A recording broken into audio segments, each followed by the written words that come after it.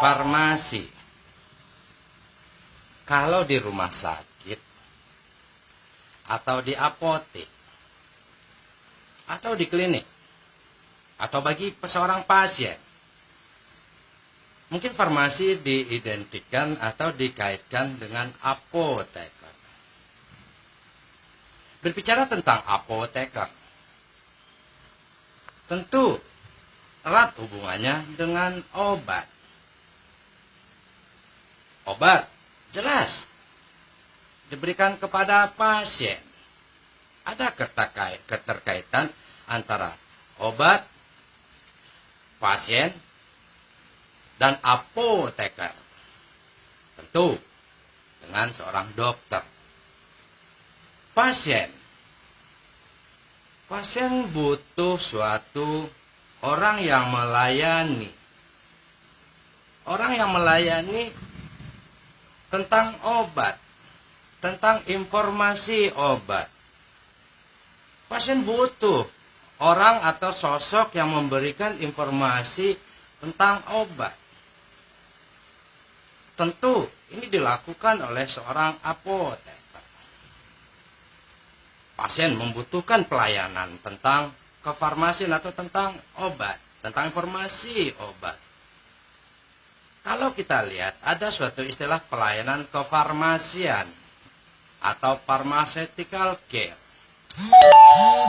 Pharmaceutical care adalah suatu tanggung jawab profesi dari apoteker dalam mengoptimalkan terapi dengan cara mencegah dan memecahkan masalah terkait obat atau drug-related problem.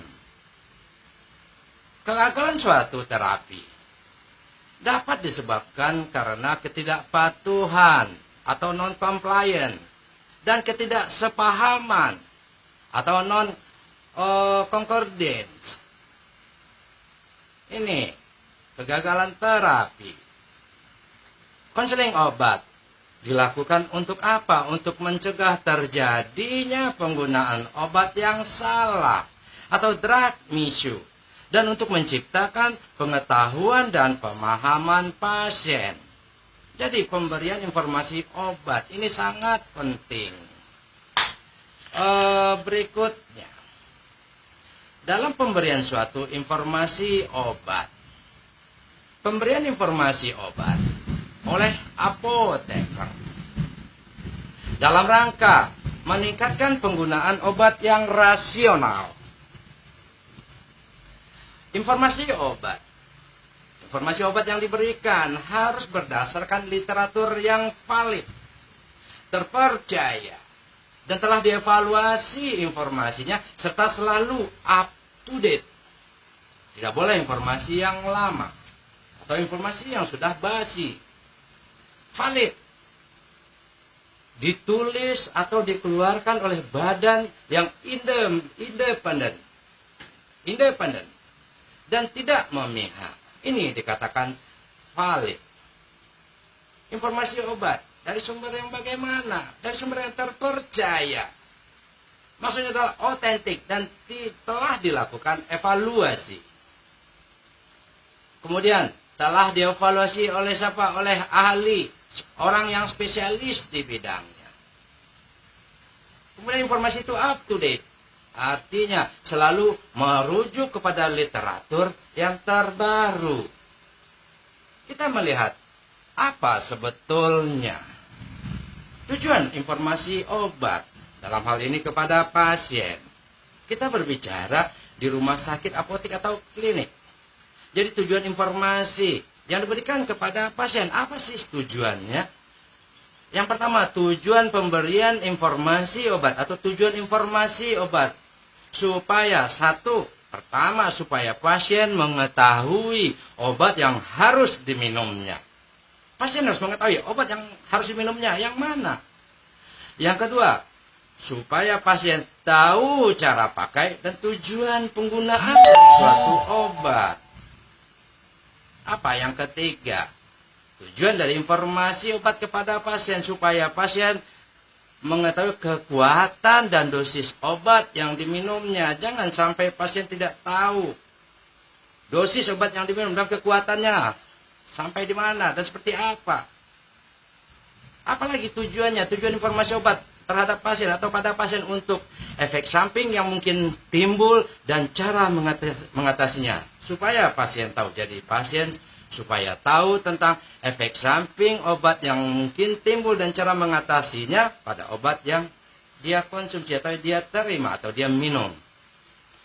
Yang kelima, tujuan dari informasi suatu obat kepada pasien adalah apakah untuk mendapatkan informasi apakah ada obat lain atau makanan yang harus dihindari pada saat mengkonsumsi obat yang diberikan. Apa tujuan informasi obat yang berikutnya yang keenam? Berapa lama pasien harus diinformasikan supaya pasien mendapatkan informasi tentang berapa lama obat itu harus diminum. Dan hasil yang diharapkan seperti apa? Apalagi informasi obat, tujuan dari informasi obat kepada pasien. Dan ini yang terakhir, kapan waktu yang tepat untuk minum obat tersebut? Kapan waktunya? Bukan dosis, kapan waktunya. Ini yang penting. Banyak orang farmasi, asisten, atau apotek. Dia sudah merasa karena bekerja di suatu apotek, bekerja di klinik bagian pelayanan. Dia sudah merasa dia melakukan pekerjaan kefarmasian, pelayanan kefarmasian. Tidak. Bukan itu pekerjaannya. Pekerjaan atau pelayanan seorang asisten apoteker atau tanggung jawab dari seorang apoteker bukanlah menerima resep, dibaca, diracik obatnya, kemudian diserahkan kepada pasien, terima uangnya, kembalikan uangnya, bikin kopi resep, terus yang diinformasikan hanyalah ini antibiotik, ini 3 kali 1, 2 kali 1. Bukan itu saja. Kalau itu saja, ingat, profesi kita sebagai farmasi atau apoteker wajar dilecehkan. Ingat, ada hal-hal yang harus di bagian paling terdepan. Ingat, yang 7 tadi informasi yang minimal yang harus disampaikan kepada pasien, pelayanan, kefarmasian. Ini, pharmaceutical care. Jangan asal, jangan mentang-mentang kita bekerja di rumah sakit, terus kita sebagai seorang farmasi. Ingat, farmasi identik dengan apoteker, apoteker identik dengan obat. Obat akan dikait-kaitkan dengan pasien. Pasien adalah segala informasi tentang pasien adalah tanggung jawab seorang apoteker. Dalam hal ini dibantu oleh asisten apoteker. Tanggung jawab Anda.